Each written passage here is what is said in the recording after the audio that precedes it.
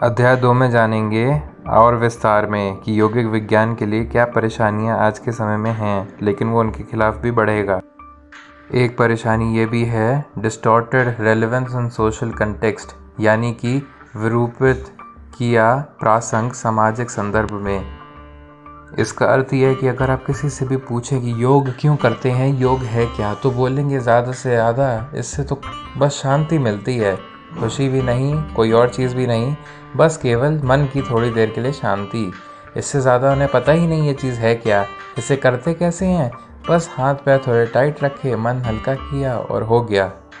पढ़े लिखे लोगों की ये हालत है, इसीलिए ये चीज़ समाज में सुधारनी पड़ेगी कि जब तक उन्हें सही मायने नहीं पता योग के विज्ञान के, तब तक वो खुद नहीं यूज़ करेंगे उसका प्रयोग नहीं करेंगे खुद पे, और दूसरों को क्या बताएंगे। वो तो अंग्रेज़ों की परिभाषा पे चल रहे हैं, जो कि कॉलोनाइज्ड डिक्शनरी है।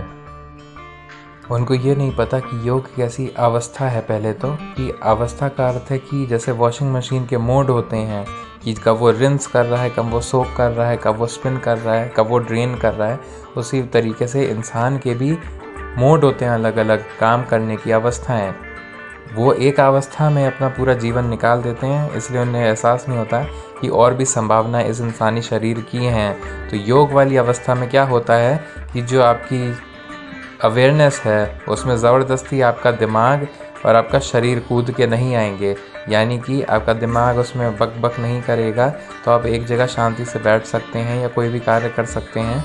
दिमाग फालतू में नहीं चलेगा, जब तक आप दिमाग को नहीं चलाएंगे वो नहीं जवाब देगा। कुछ लोगों का तो दिमाग इतना चलता है फालतू में कि वो एक जगह बैठ के कोई काम भी नहीं कर सकते, क्योंकि सिंपली उनका जो दिमाग है उनको खा जाता है। कुछ लोगों के साथ ऐसा शारीरिक तौर से है, शरीर या तो बीमार है या शरीर के अलग अलग कंपल्शन हैं, जो कि साइकिल होते हैं, थोड़े थोड़े समय में खाना चाहिए, ये चाहिए, वो चाहिए। तो योग की जो अवस्था है वो शरीर और मन को इन चीज़ों से रिक्त कर देती है, जिसकी वजह से इंसान खुल के अपने सामर्थ्य को पूरा यूज़ कर सकता है। ये योग का बिल्कुल बेसिक रूप है। आगे चल के हम देखेंगे कि कैसे योग इंसानी विकास के जो क्रम में आगे बढ़ने की सीढ़ी है, और सबसे उच्च जो भी संभावना है वो है शिव बनना, यानी कि आप में कोई पैटर्न ही नहीं रह जाएगा, कोई भी रूपरेखा कोई निर्धारित कर ही नहीं पाएगा कि आपकी चाल ढाल ऐसी है और आपके तो ये तरीके हैं। आप तरीकों से ही मुक्त हो जाएंगे कि जो भी चाहिए वो करेंगे, ना कि अपने खुद के पहले से संभावित तरीके में फंस जाएंगे। एक परेशानी ये भी है कि जब तक मार्केटिंग फोर्सेस, ये जो टीवी शोज़ और जो ऑनलाइन सीरीज़ वगैरह हैं और बाकी विज्ञापन आदि, तो ये जब तक समाज को गाइड करेंगे तब तक दिक्कत है, क्योंकि ये तो हैं अपना व्यापार बढ़ाने वाले लोग। ये समाज को दिखाने लायक नहीं है आईना, इनको खुद को आईना देखना चाहिए। ये समाज को सिर्फ और सिर्फ ग्राहक बनाना चाहते हैं, इससे ज़्यादा इनकी कोई मंशा नहीं है, इन्हें किसी के सुख दुख से लेना नहीं है। ये अपना पैसा बढ़ाने के लिए इस तरीके से कार्य करते हैं। इनकी रचनाएं जितनी भी हैं वो सिर्फ और सिर्फ इनके लिए हैं।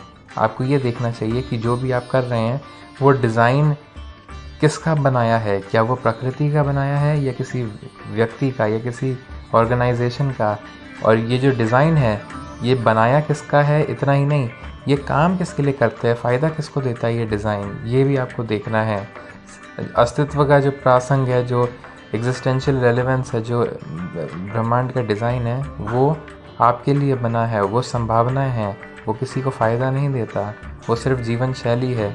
लेकिन जो ये बिज़नेस हैं, जो ये बाकी के तरीके हैं मार्केटिंग फोर्सेस के, ये आपको छोटी मोटी चीज़ें आपके कंपल्शन को चुप कराने के लिए देते हैं, इस उम्मीद में आपको कि नहीं इससे तो ये ठंडा पड़ जाएगा और मज़ा आ रहा है बस। लेकिन नहीं, ये चीज़ें तो फ़ायदा करती हैं इन मार्केटिंग फोर्सेस वालों को, इसके अलावा इनकी कोई और मंशा नहीं है, सिर्फ आपको बेवकूफ़ बना के पैसा बढ़ाना अपना, इससे ज़्यादा इनकी कोई एस्पिरेशन नहीं। आपकी वेलबींग और हैप्पीनेस तो कुछ भी नहीं। धन्यवाद।